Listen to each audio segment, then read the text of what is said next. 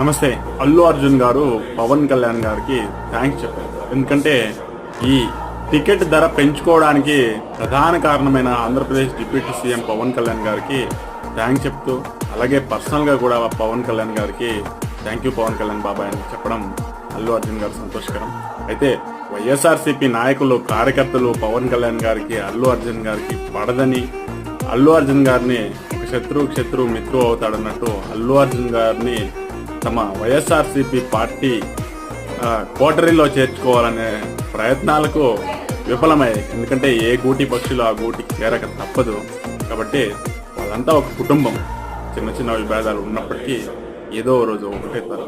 కాబట్టి వైఎస్ఆర్సీపీ కార్యకర్తలు, జనసేన కార్యకర్తలు వాటిని సీరియస్గా తీసుకొని పెద్దవి చేసుకోవడం మంచిది కాదు. ఎందుకంటే సినిమా అనేది సినిమాగానే చూడాలి మనం కూడా. కాబట్టి ఎప్పటికైనా అల్లు అర్జున్